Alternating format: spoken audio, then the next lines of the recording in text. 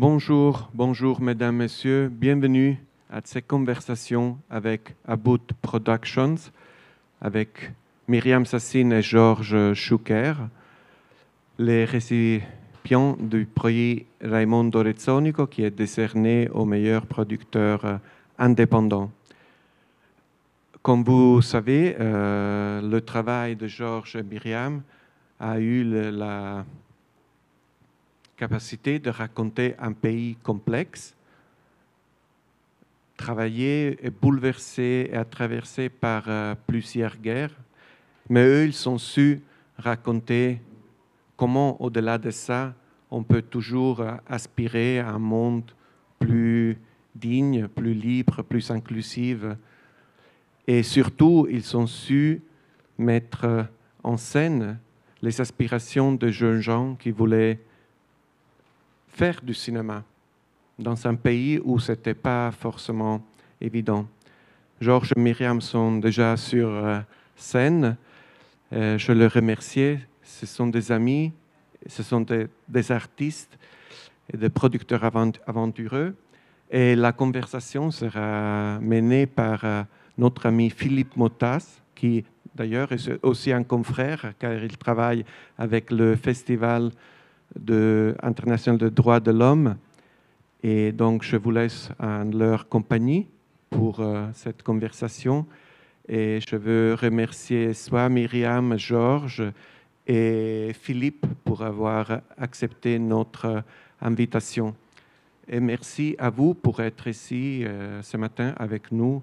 Et je vous souhaite une excellente conversation, excellente journée.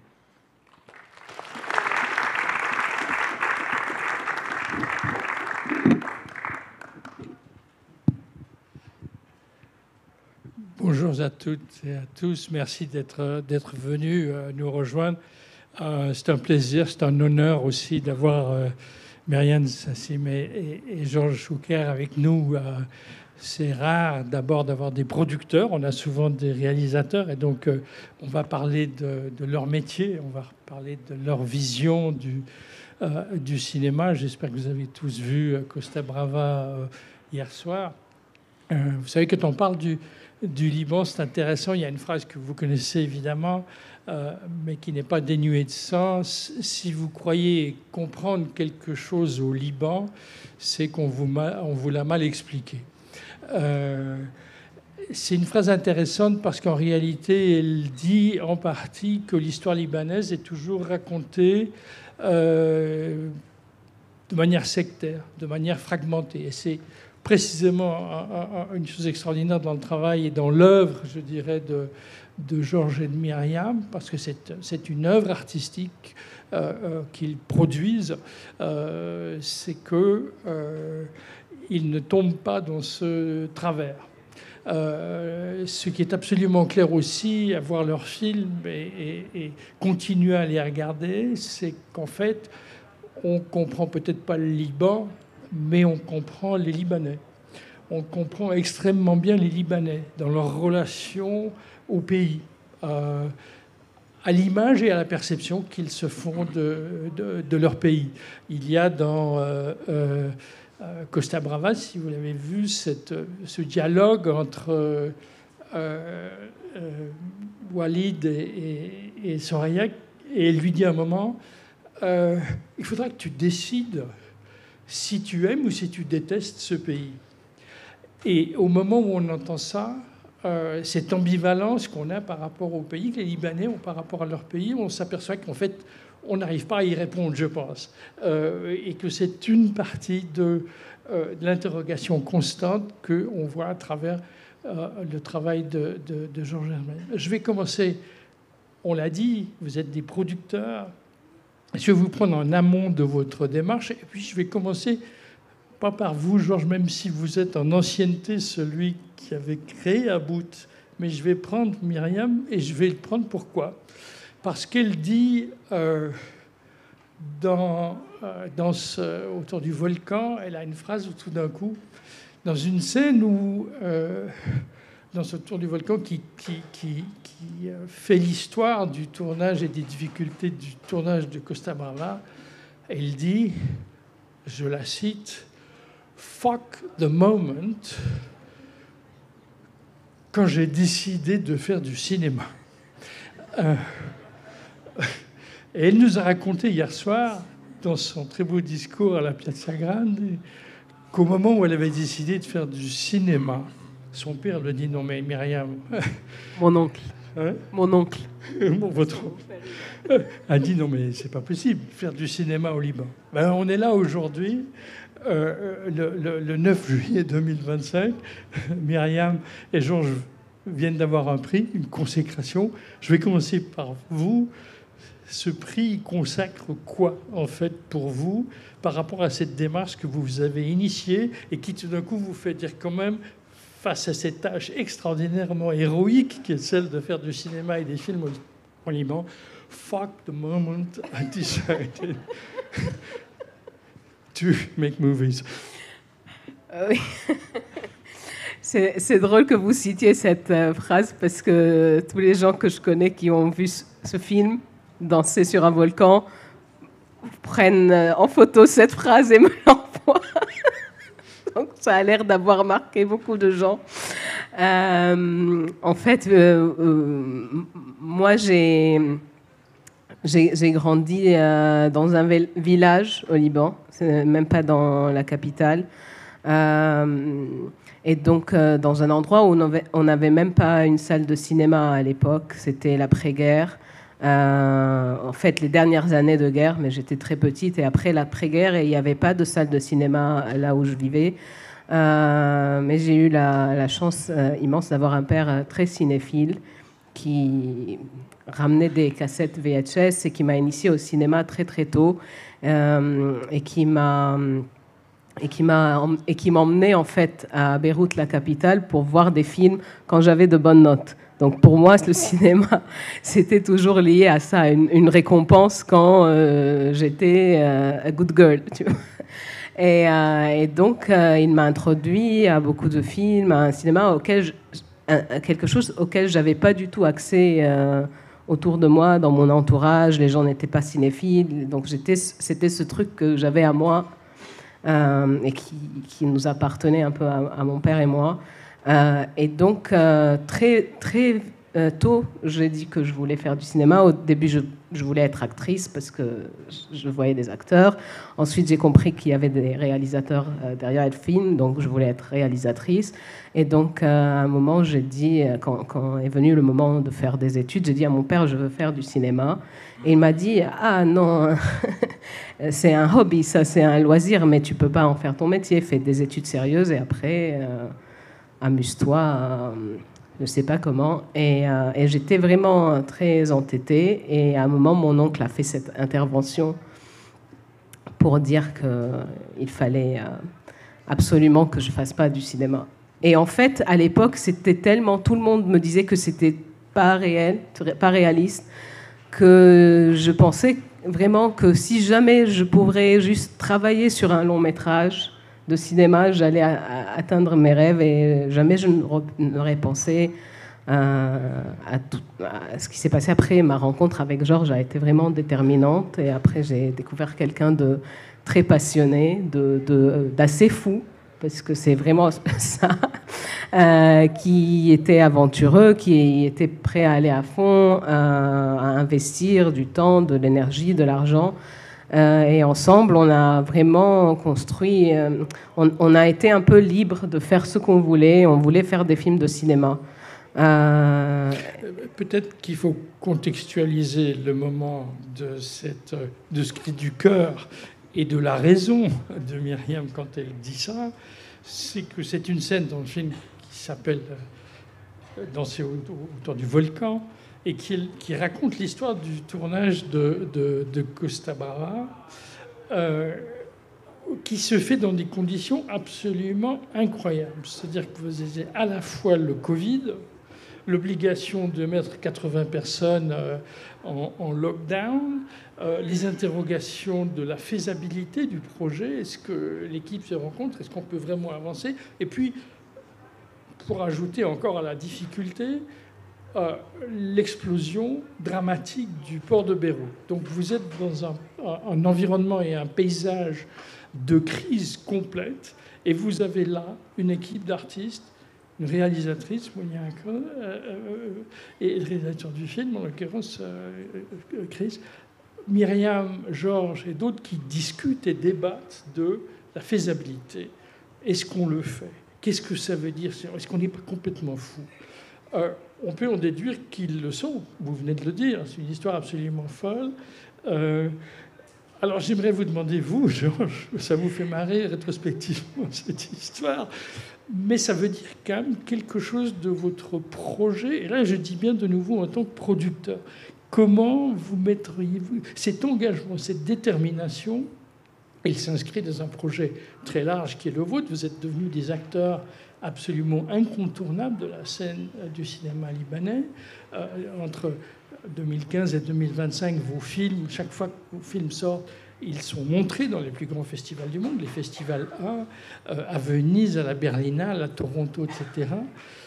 Pour qu'il y ait un tel engagement, il faut qu'il y ait une vocation au départ. Et c'est ça que j'aimerais vous demander aux deux, d'ailleurs, mais Georges, qu'est-ce qu'il y a dans votre philosophie et votre projet au départ qui continue aujourd'hui à vous animer en tant, je le dis bien, que producteur? Disons que déjà c'est la seule manière qu'on a de s'exprimer, en tout cas Myriam et moi. C'était au fil du temps finalement, puis on découvre l'instrument le médium du cinéma et sa puissance. Mais moi, en tant que... Enfin, moi, à l'origine, le cinéma m'a sauvé dans la mesure où, contrairement à Myriam, j'étais dans Beyrouth et pas dans la montagne. Et donc, j'ai vécu ma jeunesse dans des abris. Et donc, ce qui m'a sauvé, c'est les films. Et c'est comme ça que je suis arrivé au cinéma, finalement. Genre, de l'âge de 10 ans à 16 ans, peut-être, j'avais une pile de VHS et je voyais des films toute la journée, au moins 5. Et c'est comme ça que j'avais envie de faire du cinéma. Et effectivement, dans un pays sans industrie, ma famille aussi ne voulait pas que je fasse du cinéma, donc j'ai fait du droit. Mais je n'ai pas pu ne pas revenir au cinéma. Et en fait, ça a commencé parce que j'aime le cinéma, tout simplement, faire des films. Et la chose la plus excitante, ça a été ce côté de l'ego, de Mécano. Il n'y avait rien quand j'ai commencé les films. Il y avait quelques films qui ont été faits vraiment avec 3 francs 6 sous. C'était les films faits avec l'argent de l'oncle, du voisin, etc., etc. Et donc, quand j'ai commencé et que j'ai récupéré la boîte de compagnie qu'avait fondée Khalil et Jean Ajrej, avec qui j'ai produit le premier film qui était là, donc en 2005, Perfect Day, il n'y avait rien. Donc j'ai fait une fois que j'ai pris en main à bout, j'ai ensuite fait cette boîte de distribution dont je parlais hier, boîte de vente, le cinéma, etc. Et donc c'est vraiment extrêmement intéressant de composer ce mécano, ce gros mécano, et de structurer ça, et de passer d'une sorte d'industrie un peu amateur à quelque chose d'un peu plus professionnel, d'un peu plus structuré. Et puis ensuite, évidemment, j'ai rencontré Myriam. Et c'est à partir de là qu'on a commencé effectivement à réfléchir au pourquoi. Parce que la blague de Myriam au bureau, c'est pas à bout de production, c'est à bout de fondation. Parce qu'on faisait pas beaucoup d'argent et que le cinéma indépendant nous coûtait plus cher qu'autre chose. Mais finalement, c'est devenu une mission, justement. C'est passé de simplement faire des films et pour l'amour du cinéma à être peut-être une mission effectivement de transmission, de raconter des histoires et de parler de nous finalement. Et ça, c'était assez important. Et finalement, la frustration, pas la frustration, mais des fois on vous dit pourquoi vous n'êtes pas réalisateur, pourquoi vous n'êtes pas scénariste, pourquoi vous n'êtes pas ceci et cela. Mais en fait, la production permet de faire beaucoup plus de films que si on était réalisateur en faisant 1 ou 2 films. Un film chaque 3 ans. Donc en ayant un line-up d'une 30aine de films sur une dizaine d'années, ça nous a permis effectivement de raconter plein d'histoires.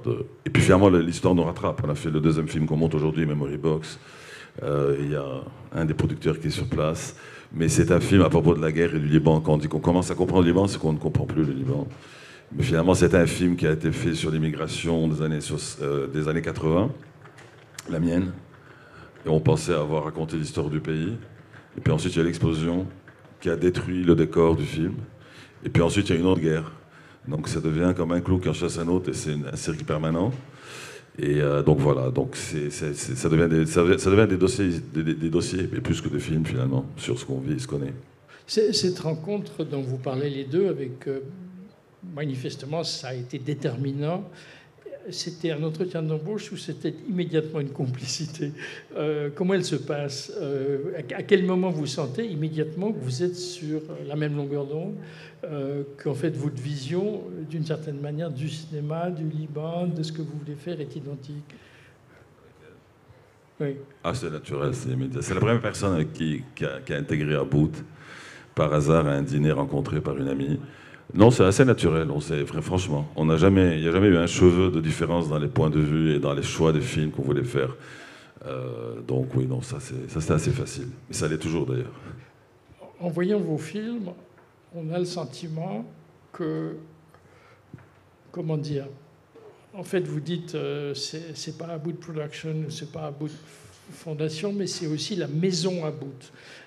Il y a une griffe très forte. Vous travaillez souvent en collectif, en fait, mais on sent il y a une signature About Production, avec un style, avec une démarche. Comment vous le décririez ça? En fait, quelle relation avez-vous et comment l'entretenez-vous? On voit que c'est très symbiotique, souvent avec les réalisateurs, mais comment maintenez-vous, je dirais, cette griffe About Production? Au départ, c'était vraiment instinctif. Georges et moi, on s'est vraiment entendu tout de suite sur nos goûts en général et nos envies de cinéma. Et en fait, la plupart du temps, c'est un mélange de trois choses. Des réalisateurs qui nous inspirent, un sujet qui nous semble important et une manière un peu différente de raconter les choses. Quelque chose qu'on n'a pas vu déjà et surtout qu'on n'a pas vu du Liban. Et c'est un peu quand ces trois se rejoignent qu'on sent que, OK, on veut faire ce film. Mais ça a toujours été instinctif. En fait, on a réalisé ça qu'après coup qu'on avait ça. Mais c'était toujours... et on était presque toujours d'accord sur les mêmes réalisateurs et les mêmes projets. On sentait que ça se démarquait, on avait envie de les faire. Mais par rapport à la production, parce que c'est souvent une question pourquoi on travaille avec un réalisateur ou un autre, comment ça se passe, comment on choisit un film, c'est des questions assez classiques. Mais c'est vrai que, c'est effectivement une histoire et ensuite un scénario, mais ça se travaille. Mais finalement, c'est plutôt des gens, je crois. Enfin, en tout cas, c'est ce que je pense. Pas que dans le cinéma, dans n'importe quoi. Donc je pense que c'est les personnalités qui sont les plus importantes. Parce que finalement, un réalisateur peut faire un scénario, 4, 5 scénarios, c'est pas ça. L'important, c'est la personne. Enfin, un scénario, il peut le détruire au tournage, quoi. Donc c'est vraiment des rencontres. En fait, on a été plus... Moi, en tout cas, je me sens comme un passeur. On a quelquefois initié des projets, mais souvent, ils viennent vers nous et on est comme des passeurs. On s'entend avec des gens, et on va avec eux, et les films existent. Et finalement, il y a les réalisateurs, puis il y a les gens du son, Ranaïd qui a été cité hier, les gens de l'image. Donc ça devient une famille qui est assez grande finalement, qui est producteur, le son, l'image, les décors, et ça devient vraiment une centaine, 150 personnes. Et voilà, et c'est cet espace qu'on est en train de prendre. Mais je suis plus passeur que producteur à la limite, si on veut, à mon avis. Voilà, qui tombe bien parce que j'allais vous poser la question dans l'optique d'avoir quelqu'un qui, dans la salle, tout d'un coup dirait « J'étais à Locarno, superbe journée, à écouter Georges Choucair, Myriam Sassine, et tout d'un coup j'ai eu un déclic, je veux produire des films. » Donc cette question que je vais vous la poser très simplement, j'ai fait exprès de ne pas la poser en entrée. Qu'est-ce que vous faites? Qu'est-ce que c'est qu'un producteur? Qu'est-ce que fait un producteur? Pas mettre de l'argent, contrairement à ce que les gens pensent. C'est ça.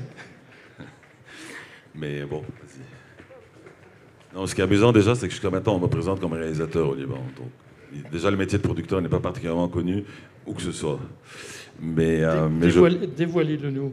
Non, mais je pense qu'un producteur, déjà, c'est choisir un projet, choisir une histoire. Et ensuite, pour moi, c'est un couple avec le réalisateur, c'est un binôme, c'est comme un architecte, un entrepreneur. C'est quelqu'un qui monte une histoire, qui raconte une histoire. Et donc, il doit trouver effectivement de l'argent, qui doit trouver des partenaires. Quelqu'un qui doit positionner le film, quelqu'un qui doit aider à ce que le film créativement existe. Donc c'est vraiment, maintenant on utilise beaucoup, il n'est pas galvaudé, mais souvent creative producer, mais en fait, nous en tout cas c'est ce qu'on est, c'est-à-dire pas simplement des producteurs qui sont extrêmement liés à l'argent, pour l'argent, mais comme on raconte des histoires et qu'au-delà du côté financier, puisque c'est quand même un art, mais en même temps c'est une industrie, l'histoire étant extrêmement importante, il y a un vrai accompagnement avec les réalisateurs, donc un travail sur le scénario en amont, un travail avec les acteurs, un travail assez artistique. Et ce n'est pas donc faire un chèque, mais c'est plutôt monter un financement, ce qui n'est pas exactement la même chose. Et il est modeste, là, non, dans la manière dont il décrit ce que c'est qu'un producteur et ce qu'un producteur fait. Il est très modeste. Il est modeste parce que ça semble simple, mais c'est pas simple, ce qu'il raconte. Mais juste pour continuer sur ce qu'il dit, moi, comme j'ai dit au départ, j'ai fait des études de réalisation, et en faisant les études de réalisation, j'ai découvert que je voulais pas être réalisatrice, mais en rencontrant Georges et en découvrant ce que c'était être producteur, c'est là que j'ai compris que c'était ça vraiment que je voulais faire, c'est-à-dire accompagner des réalisateurs qui ont un film en tête et vraiment travailler avec eux pour concrétiser ce film et pour le pousser à être le meilleur film possible. Et donc c'est vraiment un travail très, très proche. Je compare ça souvent à une relation traditionnelle du couple, disons le père et la mère. Et le producteur, je dirais, c'est le père. C'est quelqu'un qui va aller chercher l'argent, être sûr que l'enfant va avoir une bonne éducation, etc.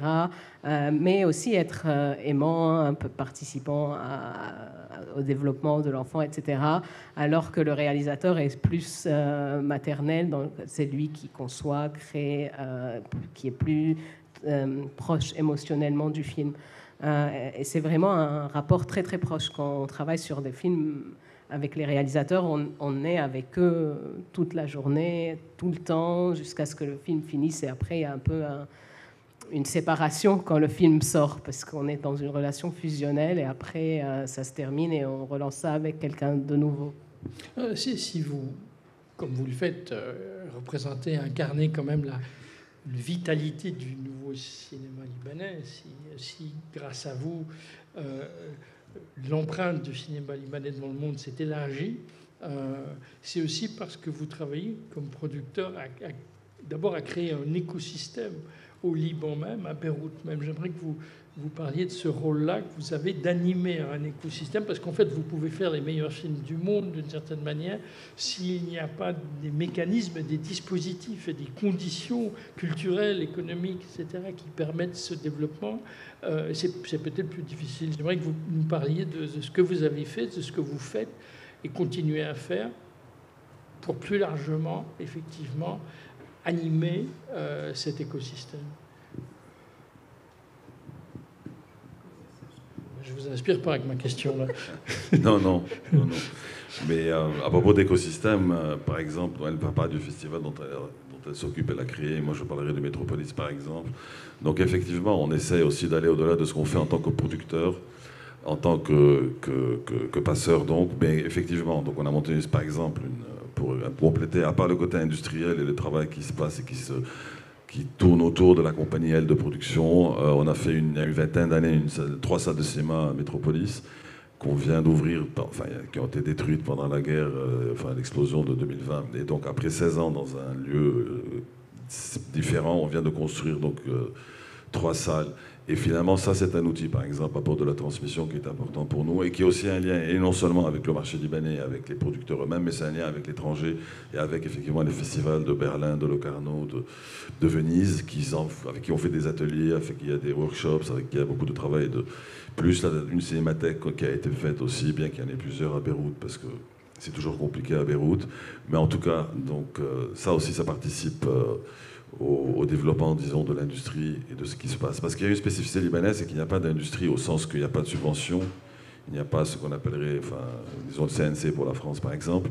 Donc, on a quand même produit d'une manière très spécifique, à savoir des coproductions avec l'Europe et avec la France en particulier, avec des fonds arabes qui ont été faits, des festivals qui émergent actuellement dans la région. Donc, notre spécificité aussi, c'est celle-ci, c'est qu'on a été obligé de se tourner vers l'extérieur pour financer un peu les films de l'intérieur et créer des instruments de communication avec l'extérieur. Et c'est ce mélange aussi qui peut-être nous a permis de voyager tellement et finalement de se pousser à faire de meilleurs films, parce que pour se faire financer de l'intérieur, on n'avait pas ce financement intérieur qui est en général la base de départ d'un film. Donc il fallait depuis le début créer ces liens avec l'extérieur. Et ça a plus ou moins marché, mais ça c'est fatigant, je dirais. En fait, le Liban, ce qui est à la fois un avantage et un désavantage, c'est qu'il n'y a rien.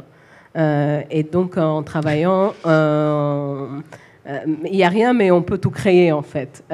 Et en travaillant, on réalisait, par exemple, les salles de cinéma sont des salles de cinéma commerciales. Il n'y a pas d'endroit où montrer les films, d'où la création du Métropolis. Après, on a réalisé que les films étaient pas distribués ou pas assez bien distribués.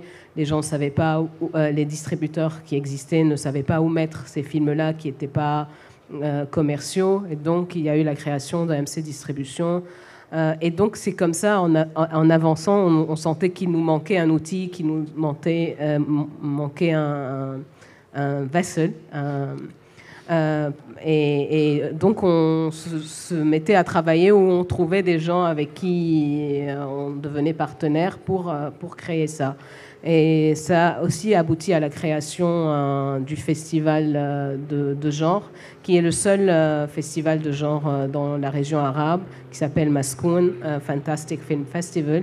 Parce que c'est né d'une frustration de producteurs où on s'est dit à un moment pourquoi on ne reçoit que des films, que des drames sociaux ou des comédies populaires. Pourquoi il n'y a pas de thrillers, de films d'horreur, de science-fiction. Pourquoi les Libanais n'écrivent pas autre chose.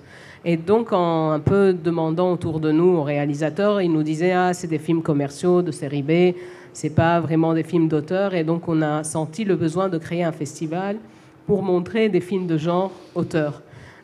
Et pour encourager les jeunes à faire des films de genre. Et donc, on a été dans les universités, etc., pour promouvoir, parce qu'on a créé une compétition de courts-métrages de genre libanais. Et donc, on a dit aux étudiants, vous pouvez faire des cours, etc. Et on a senti vraiment en très peu de temps, dès la première édition, une vraie libération de l'état d'esprit de ces jeunes qui aimaient les films de genre, mais qui se sentaient inhibés, qui sentaient que s'ils allaient faire des films de genre, ils n'allaient pas être pris au sérieux. Et donc, du coup, dès la première édition, on a eu des films qui se sont créés juste pour le festival, ce qui pour nous était une immense flatterie.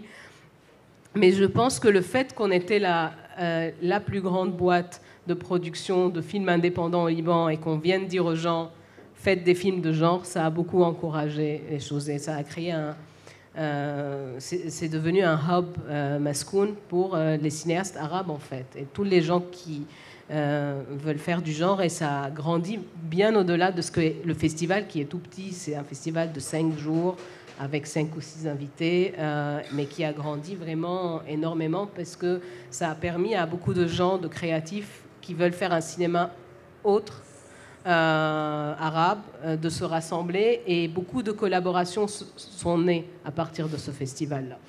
Qu'est-ce que signifie pour vous faire du cinéma politique et engagé au Liban? Qu'est-ce que vous mettez sous ces deux mots d'un cinéma politique, d'un cinéma engagé? Moi, toute ma conscience politique est venue du cinéma. Est venu des films libanais.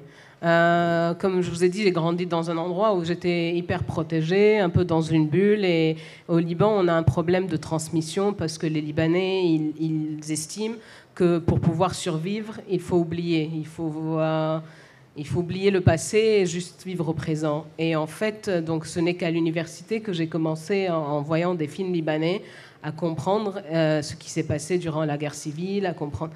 Et ça m'a pris du temps parce que c'était pas clair. Les films, ils racontaient des choses, mais c'était pas. Et parfois, les gens n'étaient pas nommés, les partis politiques n'étaient pas nommés, donc c'était hyper abstrait. Je tentais de comprendre, je demandais, les gens ne me répondaient pas clairement. Et en fait, il y a eu un film que j'ai vu qui s'appelle Sleepless Nights de Eliane Raheb, un documentaire. Qui parlait de la guerre civile et je me souviens l'avoir vu à l'époque j'avais peut-être 22 ans et ça m'a beaucoup marqué parce que j'étais genre ah oui on peut raconter l'histoire du Liban en fait j'ai compris la guerre civile une partie en tout cas à travers ce film-là. Donc, l'acte même de faire des films est un acte politique au Liban, c'est ce que vous nous dites là. Oui, oui. Cette phrase de Paul Ricoeur, je crois qu'après la fin de la guerre civile, on parle de l'amnistie générale, d'ailleurs, dont vous parlez dans votre œuvre, et dont certains disent c'est amnésie générale, en fait, c'est ça que vous combattez. C'est-à-dire, vous faites des films qui racontent le Liban à travers ces personnages, on en parlait avant, c'est ça. Oui, mais tout est politique au Liban, en tout cas, je crois, même au Moyen-Orient. De toute façon, si on regarde le line-up et ce qu'on a fait pendant une trentaine de films, ça a été toujours politique, instinctivement déjà. On n'est pas l'initiative, on suit, comme on disait, les projets eux-mêmes. Mais c'est difficile d'y échapper. Moi, je me souviens que quand j'ai commencé, les réalisateurs disaient on ne va plus parler de la guerre. C'était assez drôle, parce qu'elle a recommencé, et recommencé, et recommencé. Donc on peut y échapper, ça c'est une première chose. Et ensuite, dans des pays pareils, quand une industrie est naissante, la première chose à faire, c'est de parler de soi. Donc, et automatiquement, c'est politique, c'est sociologique. On a pratiquement rien parlé de Maskoun, donc, et de films de genre. Parce qu'effectivement, je crois aujourd'hui, dans un bac de CD, si on doit voir les films qu'on sort, c'est tous drame, drame, drame, drame. Donc il n'y a pas de film d'aventure, il n'y a pas de film d'amour, enfin bref, c'est extrêmement politisé, effectivement. Le dernier film que j'ai fait est une romantic comédie, et avec ça, c'est les 3 dernières périodes de la guerre, du Liban, c'est-à-dire la guerre, la faillite et la guerre.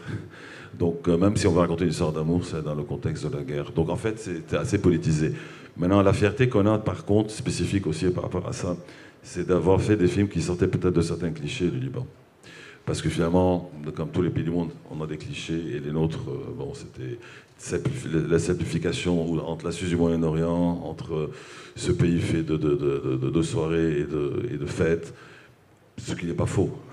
Mais on était surtout fiers de faire des films quand même qui sortaient un peu de ce cliché et de parler finalement réellement des gens et des personnes et des histoires, même si la guerre est là ou qu'elle ne l'est pas d'ailleurs. Elle n'est pas toujours là aussi, c'est pas, faut pas exagérer, mais ça c'était une grande fierté qu'on avait. Je pense que dans tous les films qu'on a fait, on a peu de films qui cèdent à la facilité, et ça c'est aussi un acte politique pour nous, de déterminer ou d'essayer d'arriver à l'essence de ce qu'on est et de ce que le Liban. Je pense que aussi notre film Danser sur un volcan que vous avez cité, c'est évidemment notre film le plus personnel parce qu'on est dedans, mais il montre aussi, pour moi, vraiment l'esprit libanais qui, au milieu de la destruction, des problèmes, de tout, arrive à rire et arrive à s'adapter, à continuer de l'avant, et il y a quelque chose d'extrêmement beau dans ça et d'inspirant. Mais en même temps, il y a quelque chose de très dysfonctionnel qu'il faut aussi, parce qu'on ne peut pas aller de l'avant sans traiter du passé, sans se calmer un moment, réfléchir à ce qui nous détruit. Et c'est ce mélange, en fait, je trouve que ce film-là, il a capté cette essence. Un de vos films, Panoptique, a été censuré au Liban. J'aimerais qu'on parle de ça quand même quelques instants. Qu'est-ce que ça veut dire de la relation que le cinéma libanais, ou vous, en l'occurrence, Aboud, entretient avec le pouvoir politique? Quelle est aujourd'hui la capacité du pouvoir politique à censurer un film? Il est censuré, si mon souvenir est exact, sur une phrase qui montre donc... ce film montre Panoptique, qui a été montré à Lugano, ici, à Locarno en 2017, le dispositif sécuritaire libanais hérité de la guerre. Et on y voit notamment des étrangers qui sont détenus dans des conditions épouvantables. La narratrice, fille d'un général, la réalisatrice, fille d'un général libanais, dit il pourrait ne jamais être jugé, en fait. Et je crois que c'est cette phrase-là qui a fait problème. Où est-ce qu'on en est aujourd'hui? Disons, parlez-nous brièvement de cet épisode de la censure de Panoptique. Dites-nous comment vous l'avez contourné, parce que c'est extrêmement intéressant. Et où en est-on aujourd'hui dans le Liban par rapport à ce rapport entre ce cinéma politique et le pouvoir politique? La censure au Liban existe depuis tout temps et continue d'exister. Et nous, évidemment, en tant que producteurs basés au Liban et en tant que gens habitants au Liban, on peut pas, on est un peu dans une rébellion où on est un peu à contre-courant, mais on peut pas quand même continuer à faire des films là-bas et à défier complètement le système. Donc on doit adhérer aux lois du lieu, on doit avoir les permis, etc.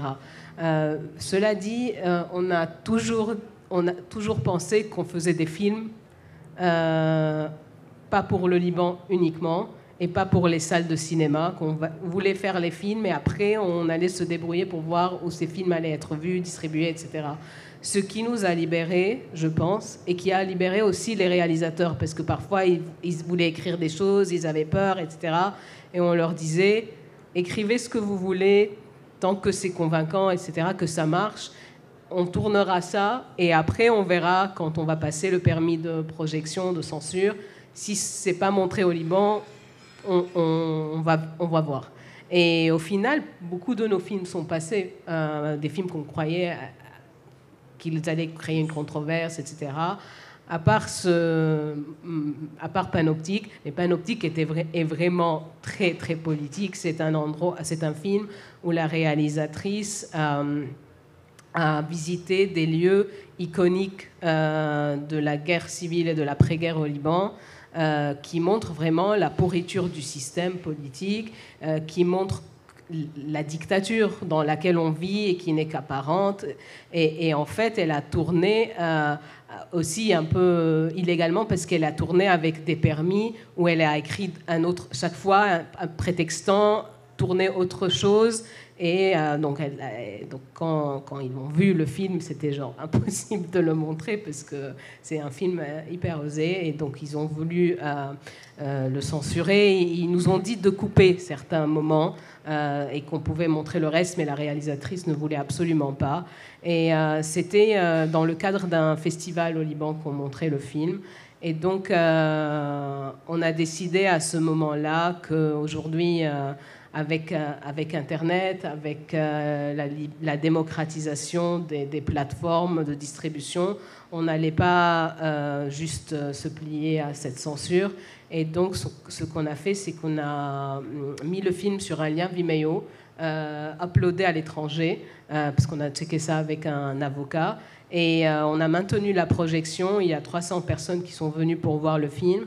Et là, on leur a annoncé que le film était censuré, qu'on n'allait pas pouvoir le montrer, mais on a projeté un lien du film avec le mot de passe sur l'écran, et on a dit, vous pouvez voir le film pendant 3 jours, il sera accessible.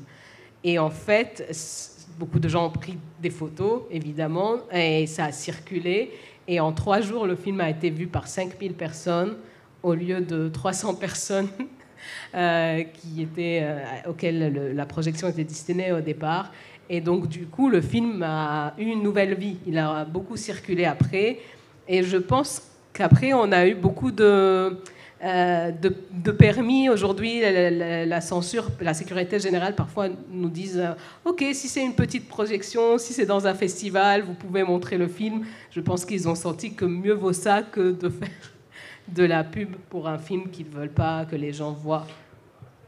C'est une question de journaliste, mais elle va s'appliquer à vous comme producteur. Quand on parle d'intimidation, quand on parle de liberté d'expression et que des États, des gouvernements mettent en place des mesures, censure, etc., ça, ce qu'on appelle en anglais chilling effect. C'est que tout d'un coup, on est soi-même en train de se dire, est-ce qu'il faut que je change? Est-ce qu'il faut que je m'adapte? Est-ce que ça, c'est une préoccupation que vous partagez? Est-ce que l'exemple de Panoptique, bien que vous soyez parvenu à le contourner par la distribution sur Vimeo online, mais est-ce que je suis obligé de vous poser la question, est-ce que vous avez le sentiment que quelque part vous êtes plus vulnérable à l'autocensure si vous ne l'avez jamais été? Je n'ai pas le sentiment.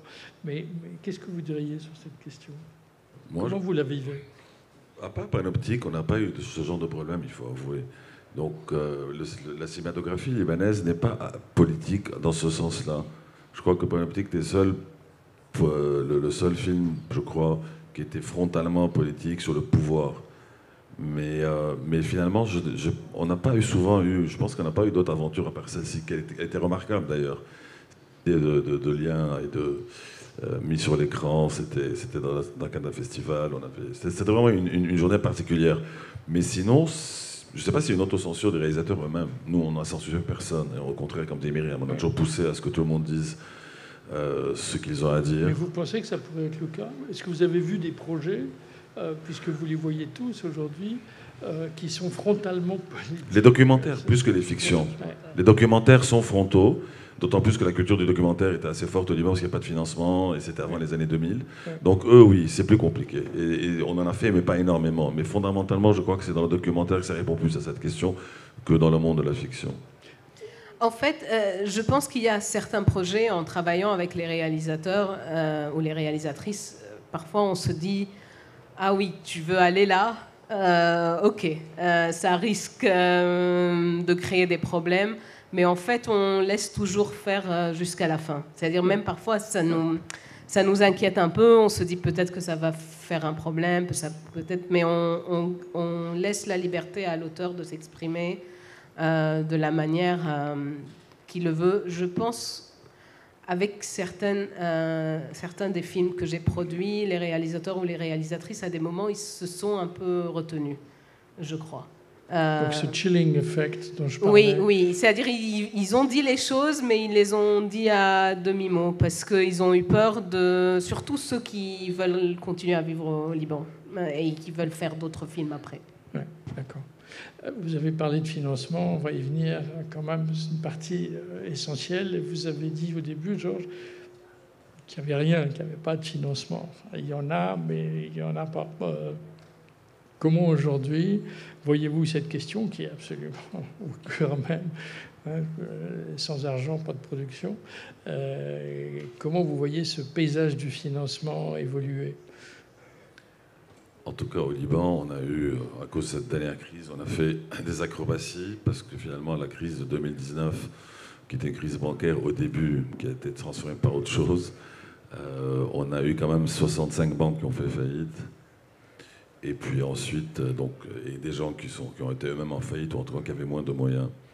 Donc tout d'abord, on s'est trouvé en train de trouver des solutions pour acheminer l'argent de l'étranger, jusqu'à aujourd'hui d'ailleurs. Et donc on s'est retrouvé avec une économie de cash, comme on dit. Premier problème. Deuxième problème, comme justement, il n'y a pas d'industrie et qu'on est financé avec des coproductions internationales, il y avait quand même de l'argent privé qui était quand même un socle pour nous d'une vingtaine de % d'un film, pour être un peu technique, qui a disparu. Donc oui, c'est un peu plus compliqué aujourd'hui. Mais en même temps, on a l'impression que même dans le monde du cinéma et de l'indépendant, précisément, que les fonds sont moins fournis, qu'il y a moins de financement. Et donc j'ai l'impression que ça commence un peu à se libaniser, ou en tout cas que le monde de l'indépendant commence à fonctionner un peu différemment. Et on essaie d'être inventif, tout simplement, comme on peut. Mais c'est vraiment pas évident. Mais dans la mesure, Myriam? Je dirais que ce que nous avons appris avec le temps, c'est qu'on doit chercher partout. Et vraiment, on cherche partout dans le monde pour de l'argent. Et quand tu cherches partout, tu finis par trouver dans des endroits assez inattendus. C'est-à-dire, on cherche évidemment dans les créneaux traditionnels, mais on est allé dans des territoires pas familiers. On est à l'écoute de tout ce que les gens nous disent et on a trouvé de l'argent dans des endroits où on était les premiers, disons, à trouver de l'argent à ces endroits-là. Par exemple, Costa Brava, Liban, pour maintenir notre indépendance aussi dans ce qu'on voulait raconter, on a cherché, je pense qu'on a eu 33 sources de financement différentes pour faire ce film. Et aucune ne dépassait les, je pense, 100 000 euros, c'était le maximum qu'on avait eu pour un film de 1,8. Donc on a vraiment gratté un peu partout. Parfois on a des génériques très longs. Oui, on a des génériques très longs sur tous nos films, même les documentaires. C'est un déroulé qui finit plus. Mais des fois, il y a des bonnes surprises. Là, je ne parle pas de production, mais du Métropolis, par exemple. C'est que finalement, comme c'est une NGO, on a réussi à financer finalement la construction en 2 ans, pendant la guerre d'Ukraine, pendant la guerre pendant le 7 octobre, pendant post-Covid, post. Donc au pire moment, je dirais, on a réussi à financer ces 3 salles de cinéma parce que justement, il y avait une narrative, parce qu'il y avait une histoire à raconter, et que finalement, on a réussi à le faire, le construire. Pendant la guerre, on a travaillé, on a ouvert. Et dans le cinéma, c'est un peu la même chose dans la production. On essaie de trouver une narrative finalement, c'est-à-dire de trouver les cibles des gens qui seraient intéressés par ces projets. Et c'est un peu ça, je pense que les sponsors d'habitude et l'argent privé, c'est vraiment du coaching, c'est vraiment donner envie à certaines personnes qu'on identifie qui seraient intéressées par une thématique, par un film. Donc c'est c'est pas du prêt-à-porter, c'est du sur-mesure. Donc on recommence sur chaque film à construire une identité, une narrative, pour trouver justement ces personnes, ces sociétés ou ces sponsors qui aimeraient être à bord et qui pourraient entrer dans ce projet-là. Et on a réussi à le faire l'année prochaine. L'année dernière, on a tourné 3 films quand même pendant la guerre. On les a financés, c'est très compliqué, mais il faut être inventif. Et voilà. Vous disiez hier soir la fierté d'avoir tout d'un coup un cinéma du Sud, un cinéma arabe plus fort, plus dynamique. Vous êtes des acteurs justement de cela. C'est en fait ce que le prix Grezonico célèbre au fond, au-delà de votre œuvre. C'est vraiment ce travail de producteur avec une transformation sociétale à travers le cinéma, à travers l'art. Je mets cette question évidemment aujourd'hui dans le contexte de la situation au Moyen-Orient. Est-ce que ça vous encourage à est-ce que ça vous donne une détermination, une résolution supplémentaire à défendre ce cinéma d'auteur arabe, pan-arabe peut-être? Est-ce que vous avez des projets? Est-ce qu'Aboud a des projets peut-être d'élargir? Comment aujourd'hui vous vous positionnez par rapport à cette question-là face à la situation du Moyen-Orient aujourd'hui?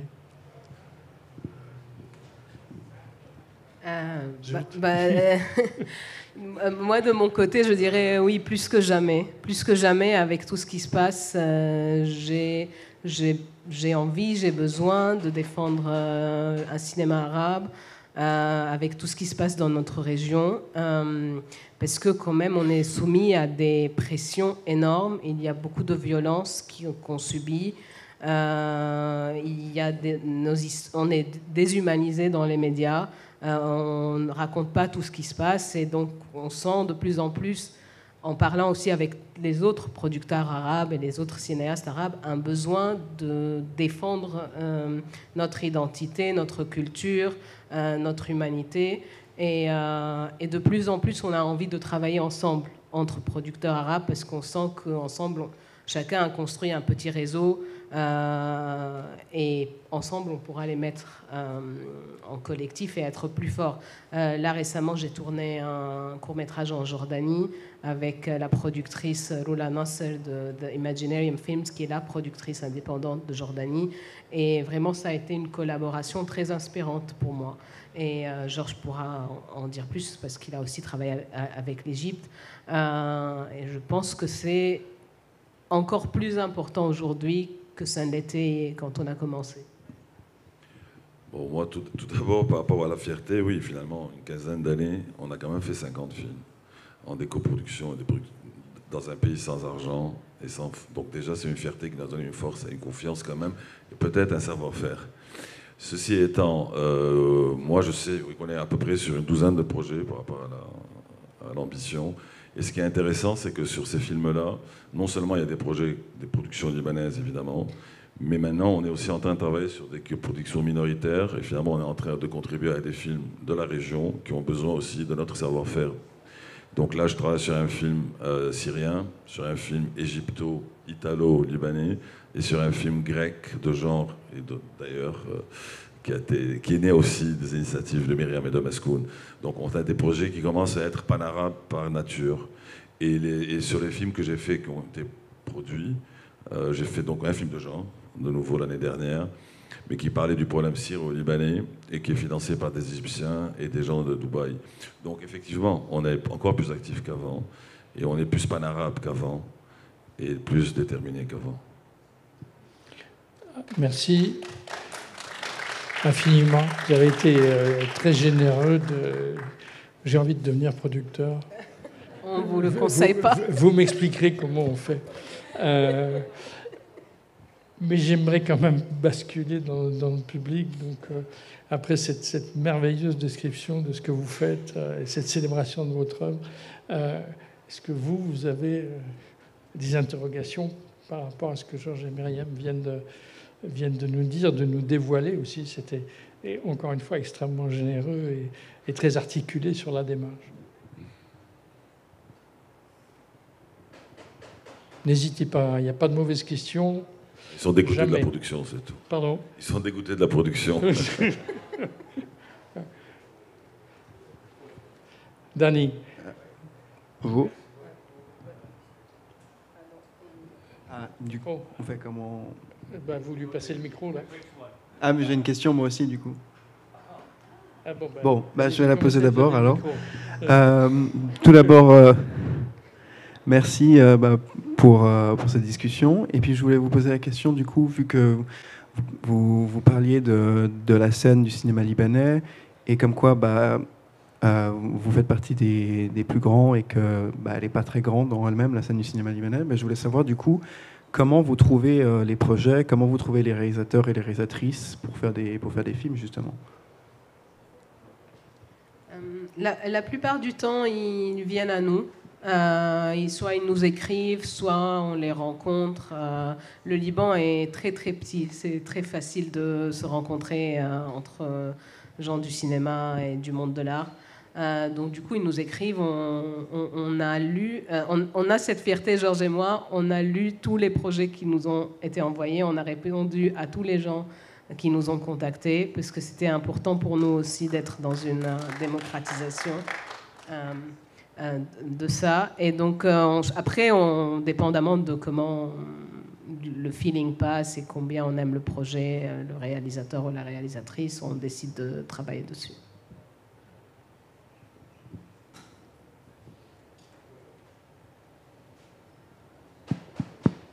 Pardon. Mon nom est Daniel Stauffacher de ICT for Peace Foundation et on est très honoré d'être associé avec cette modération. Oui, c'est bon, en principe. Oui. Et voilà, je suis vraiment fasciné de votre travail et merci aussi, Philippe. Tu as parlé de cohérence dans la société du Liban, les différents groupes ethniques, religieux, politiques, et que leur langage, le film, a un langage peut-être de unification. Peut-être c'est un grand mot, mais est-ce que vous pouvez peut-être parler un peu de ça? En tout cas, il y a une phrase qui m'amuse beaucoup, c'est quand on dit que être libanais, c'est un métier. Et donc unification, je ne sais pas. Mais en tout cas, on n'a jamais fait cette distinction. Donc, dans le sens que tous les films qu'on a faits sont véritablement des histoires d'hommes et de femmes, de personnages, d'histoires. Il n'y a pas eu de sectorisation dans les films qu'on a faits sur une région, une autre, une communauté, une autre. Donc, je crois que si on fait un bout à bout de ce que nous, on a fait jusqu'à aujourd'hui, oui, c'est peut-être un pays qui n'existe pas. Peut-être. Parce que finalement, les réalisateurs ont raconté des histoires dont à bout est certainement une photo du Liban, mais peut-être pas une photo sectaire, c'est vrai. Mais voilà. Plus que ça, je ne sais pas.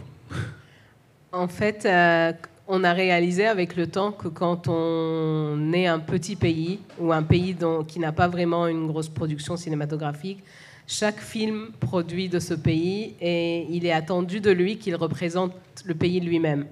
Donc chaque film qu'on produisait, il y avait des réactions au Liban, d'un côté du Liban, ou de certains côtés, disant ce n'est pas le Liban. Et en fait, c'est vrai, ce n'est pas le Liban, c'est un côté du Liban. Et en fait, c'est quelque chose auquel, quand on est devenu conscient de ça, on a lutté contre. On s'est dit, on ne demande pas à un film français de représenter de la France, on ne demande pas à un film américain de représenter tous les États-Unis. Les films qu'on produit, ils racontent une vision d'un réalisateur, d'une certaine communauté, d'un certain lieu, et ça représente ça. C'est pas nécessaire que ça représente tout le pays. C'est impossible de faire un film qui représente tout un pays. Et donc, oui, on a souvent eu ça comme critique sur certains de nos films, qui renvoyaient pas les images attendues ou plus connues du pays. Autre question? Madame? Non? Bon, si ce n'est pas le cas, écoutez, merci encore. Vraiment, Georges et Myriam, félicitations pour ce prix. Ça a été un plaisir, un honneur de vous avoir. J'espère que vous avez, mais je sais que vous avez pu communiquer votre passion et la raison de votre travail. Merci beaucoup. Je vous propose qu'on les applaudisse. Merci Philippe, merci.